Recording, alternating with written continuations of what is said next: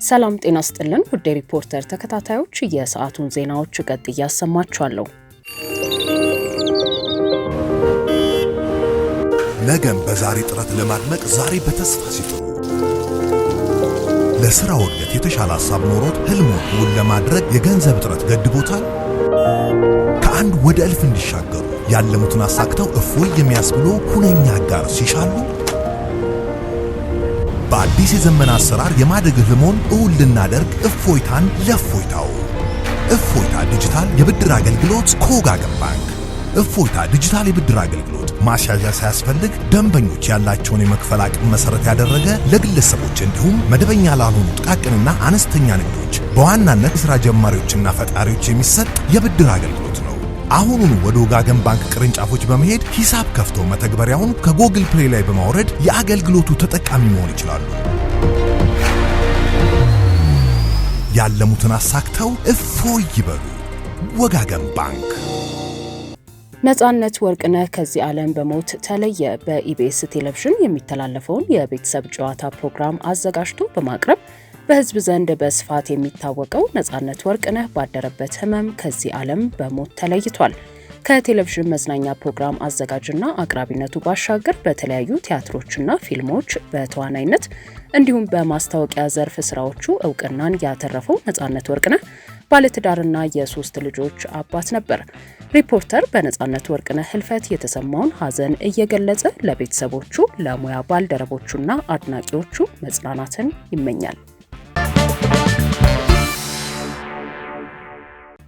ወደ ሁመራ የተጓዙት የአሜሪካው አምባሳደር አሁን አካባቢውን ከሚያስተዳድሩ ባለስልጣናት በኩል ከትግራይ ጊዜያዊ አስተዳደር ጋር የመስራት ፍላጎት እንዳላቸው ተረድቻለሁ አሉ። ህወሓት የአምባሳደሩን መግለጫ አውግዟል። በኢትዮጵያ የአሜሪካው አምባሳደር ኤርቪን ማሲንጋ በትላንትናው ዕለት የአማራና ትግራይ ክልል መንግስታት በሚወዛገቡበት ሁመራና አካባቢው ያደረጉት አነጋጋሪ ጉብኝትን አስመልክተው በተንቀሳቃሽ ምስል ባሰራጩት መልእክት አሁን በሁመራ የሚገኙት አካላት ከትግራይ ጊዜያዊ አስተዳደር ጋር የመስራት ፍላጎት እንዳለ ተገንዝቤያለሁ አሉ። የአምባሳደሩ ጉብኝት ምንም እንኳን በበርካቶች አዎንታዊ እርምጃ ተደርጎ የተወሰደ ቢሆንም በቦታው አገላለጽና ተያያዥ ጉዳዮች ባለስልጣናትም የተለያዩበት ሆኗል። በአዲስ አበባ የሚገኘው የአሜሪካ ኤምባሲ ዛሬ ባሰራጨው የአምባሳደር ኤርቪን ማሲንጋ ማብራሪያ የአሜሪካ አቋም በሁመራ ዞን ተወላጆች የነበሩና የተፈናቀሉ ወደ ቦታቸው በአስተማማኝ በክብር አውቀውና ፈቅደው እንዲመለሱ የሚደረግበት ሁኔታን መደገፍ ነው ብለዋል። ከዞኑ ተፈናቅለው ወደ ቦታቸው መመለስ አለባቸው የተባሉት ተፈናቃዮች የሚመለሱበት መንገድ በራሱ መሰረታዊ መሆኑን በመግለጽም ወደ ዞኑ የሚመለሱ ተፈናቃዮች በተጨባጭ በመረጃና በፈቃደኝነት ተመስርተው ሊመለሱ እንደሚገባ አሳስበዋል። የአሜሪካ መንግስትም ትልቅ አካል የሆነበት ዓለም አቀፉ ማህበረሰብ ለመርዳትና ተፈናቃዮች የሚመለሱበትን ሁኔታ ለማመቻቸት ዝግጁ ቢሆንም በዋነኝነት ግን ይህ ሂደት በኢትዮጵያ ሕዝብና በፌዴራል ደረጃ በኢትዮጵያ መንግስት አስተዳደር ሊመራ የሚገባው ነው ሲሉ አምባሳደሩ ገልጸዋል።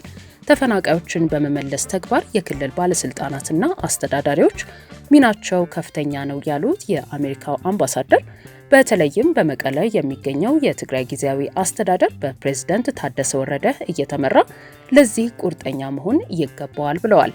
ተፈናቃዮቹ ሲመለሱ በቀጣይ ህይወታቸው በሁመራ ለማድረግና ኑሯቸውን ለመግፋት የሚፈልጉ ከሆነ ሁሉም በሰላማዊ አካሄድ ወደ ቦታቸው እንደሚመለሱ በማሳወቅና በፍቃደኝነት ላይ ተመስርቶ ወደ መኖሪያቸው እንዲመለሱ ለማድረግ ከሌተናንት ጀነራል ታደሰ ወረደ እንዲሁም ከክልሉ ጊዜያዊ አስተዳደር ባለስልጣናት ጋር ተባብረው ለመስራትና እቅድን ተግባራዊ ለማድረግ በሁመራ ዞን ከሚገኙ አካላት በኩል ፍላጎትና ሀሳብ መኖሩን ሰምቻለሁ ሲሉም ተናግረዋል። ተፈናቃዮችን የመመለስ ተግባር ቀስ በቀስ የሚከናወንና ሁሉም በአንድ ጊዜ የሚፈጸም ባይሆንም እንኳን ለመንግስት አካላት ቁርጠኛ እርምጃ ለመውሰድ ዓለም አቀፉ ማህበረሰብ ድጋፉን ለማጠናከር እንዲሁም ተፈናቃዮቹ ለመመለስ ጊዜው መርፈድ የለበትም ሲሉ አምባሳደር ኤርቪን ማሲንጋ አስታውቀዋል። በብሔራዊ ምርጫ ቦርድ ከህጋዊ ፓርቲነት ተሰርዞ የሚገኘው ህወሓት በበኩሉ አምባሳደር ኤርቪን ማሲንጋ ሁመራን ከጎበኙ በኋላ በሰጡት መግለጫ ላይ ቅሬታ እንደተሰማው በዛሬው ዕለት አስታውቋል። አምባሳደር ማሲንጋ ሁመራን ከጎበኙ በኋላ ያወጡት ይፋዊ መግለጫ በእጅጉ አሳሳቢ ነው ያለው ህወሓት አሜሪካና ሌሎች ዓለም አቀፍ አጋሮች በኢትዮጵያ ሰላምን ለመደገፍ የሚያደርጉትን ተሳትፎ ብናደንቅም የአምባሳደር ማሲንጋ መግለጫ ቃናና ይዘት በፕሪቶሪያ ስምምነት ፈራሚዎች መካከል ያለውን ሰፊ ልዩነት ከማጥበብ ይልቅ የበለጠ ሊያባብስ እንደሚችል ተመልክተናል ብሏል። አሜሪካ የፕሪቶሪያ ስምምነትን በማመቻቸትና በታዛቢነት ረገድ ቁልፍ ዓለም አቀፍ አጋር በመሆኗ ከፍተኛ የሞራልና የፖለቲካ ተጽዕኖ እንዳላት የገለጸው ህወሓት ነገር ግን በዚህ ጥንቃቄን በሚጠይቅ ፖለቲካዊ ጉዳይ ላይ የሚያስፈልገው ወገንተኛ መስሎ መቅረብ ወይንም የወገንተኝነት ግንዛቤ በሌሎች ላይ መፍጠር ሳይሆን በፕሪቶሪያ ስምምነት ፈራሚዎች መካከል መተማመንን የሚያድስ ውይይትን የሚያበረታታ በውይይት ላይ የተመሰረተ መፍትሄ እንዲመጣ የሚያግዝ ደፋርና በመርህ ላይ የተመሰረተ ተሳትፎ ነው ብለዋል። አምባሳደር ማሲንጋ ሁመራን ከጎበኙ በኋላ ፖለቲከኞች ከፖለቲካ ይልቅ የህዝብን ደህንነት እንዲያስቀድሙ ማሳሰባቸው የሚታወስ ሲሆን ህወሓት ለዚህ የአምባሳደሩ መልእክት ዋናው ችግር ለተፈናቀሉ ሰዎች ህይወት አለመጨነቅ ሳይሆን የተፈናቀሉ ህዝቦችን ፈቃደኝነት፣ ደህንነትና ክብራቸውን በጠበቀ መልኩ ወደ ቀያቸው ለመመለስ የሚያስችል ሁኔታ አለመኖሩ ነው ብለዋል። ከዚህ አካባቢ የተፈናቀሉ ሰዎች ላይ አስከፊ የሰብአዊ መብት ጥሰቶች መፈጸማቸውን ይህም ታማኝ በሆኑ ዓለም አቀፍ የሰብአዊ መብት ድርጅቶች መመዝገቡ በመጥቀስ እነዚህ እውነታዎች ችላ ሊባሉ አይገባም ብሏል።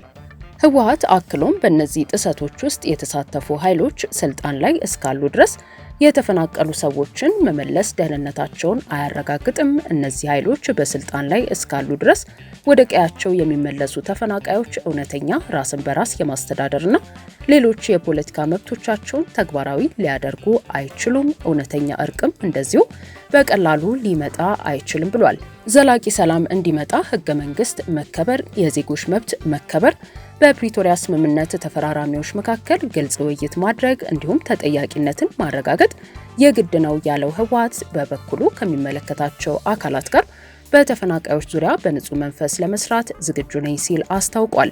የአሜሪካው አምባሳደር ጉብኝትን ተከትሎ የጠቅላይ ሚኒስትሩ አማካሪ አቶ ጌታቸው ረዳ በምዕራብ ትግራይ ሁመራ ከተማ የተደረገው ጉብኝትና ውይይት የሚበረታታ ነው ሲሉ የገለጹ ሲሆን የኢኖቬሽንና ቴክኖሎጂ ሚኒስትሩ ዶክተር በለጠ ሞላ በበኩላቸው አንዳንድ እንደ አቶ ጌታቸው ረዳ ያሉ ባለስልጣናት ግን ካለፈው አስተሳሰብ መሻገር አልቻሉም።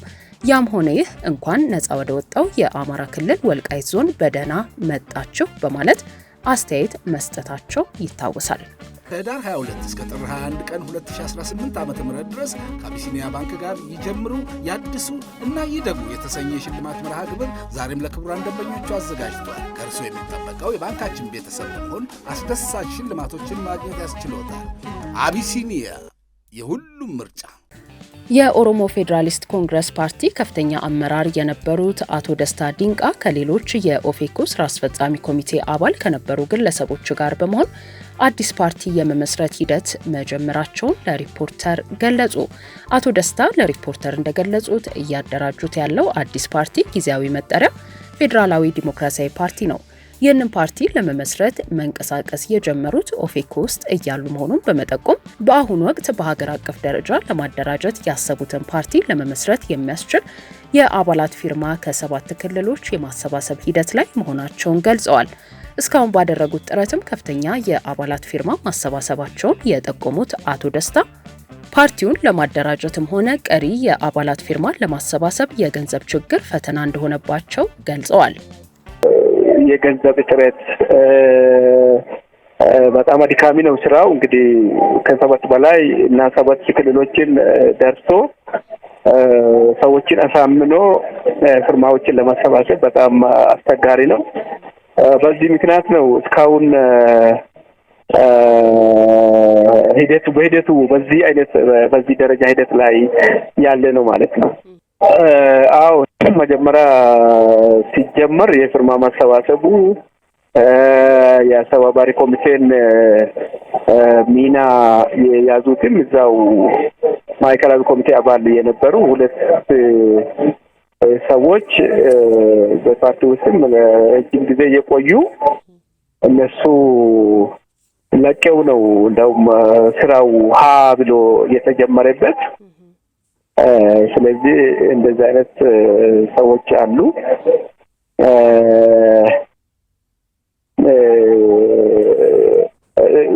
እስካሁን ድረስ ያለው እነሱ ናቸው ማለት ነው። አዎ ጊዜያዊ ነው እንግዲህ አሁን ጊዜያዊ ነው የሚወሰነው። ያ ጊዜያዊ በምርጫ ቦርድ ቀርቦ አንደኛ ለአባላት ስብሰባ ለመስራች ጠቅላላ ጉባኤ ይቀርባል። ሁለተኛ ለእሱ ካጸደቀ ደግሞ ወደ ምርጫ ቦርድ ይቀርባል እንጂ በእኛ ደረጃ ስያሜ ተሰጥቶታል።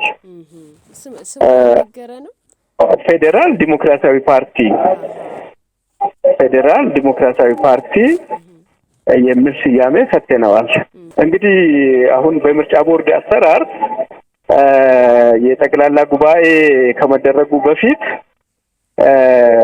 የፍርማ የተሰበሰቡ ፍርማዎች ለምርጫ ቦርድ መግባት አለባቸው። የመመስረቻ ጽሑፍ፣ የመተዳደሪያ ደንብና የፖለቲካ ፕሮግራም ተዘጋጅቶ ለምርጫ ቦርድ ይገባል። ከዛ ምርጫ ቦርድ አይቶ አስተያየት ይሰጥበታል። ከዛ የምስረታ ጠቅላላ ጉባኤ ማድረግ ትችላላችሁ ካለ ወደ ምስረታ ጠቅላላ ጉባኤ ይካሄዳል። ጠቅላላ ጉባኤ ለመካሄድ ደግሞ ቢያንስ 500 አባላት መሰብሰብ አለባቸው።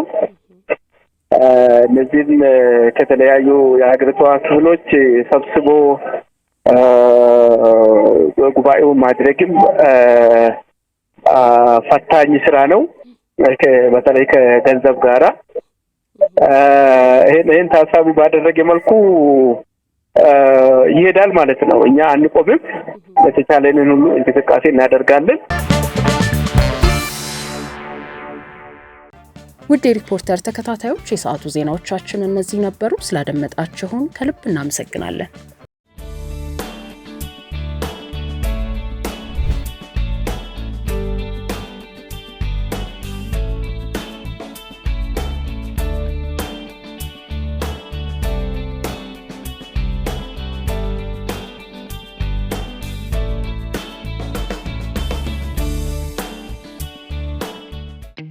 አሁን ባለንበት የሪል ስቴት ገበያ ውስጥ ትክክለኛ አቅጣጫ መምረጡን በምን ያውቃሉ? የእያንዳንዱ ሰው ፍላጎትና ህልም ይለያያል። አንዳንድ ሰው ጥሩ መኖሪያን ይፈልጋል፣ ሌላው ደግሞ ጥሩ ዋጋን ይፈልጋል። አንዳንዶች ደግሞ ለንግድ ምቹ የሆነን አካባቢ ይፈልጋሉ። ይህን ሁላ በአንድ ላይ የያዘ አቅጣጫ አልጠቅሙ። ኮምፓስ ፕሮፐርቲስ በኢትዮጵያ የግንባታ ዘርፍ የረጅም ዓመት ልምድ ስላለው የህልም ቤቱን እውን ለማድረግ ቀላል ያደርጋል። ኮምፓስ ፕሮፐርቲስ ጋር ሲመጡ ግልጽ በሆነ መረጃ እና በአስተማማኝ አቅርቦት ወደ ህልሞ እንመራውታለን። እያንዳንዱ ፍላጎቶን በሚያሟሉ ምቹ በሆኑ በመዲናችን አካባቢዎች በቦሌ አትላስ፣ በካሳንችስ፣ በሳሪስ፣ በቄራ እና በመስቀል ፍላወር አማራጮችን አቅርበንልዎታል። ለበለጠ መረጃ ይደውሉልን።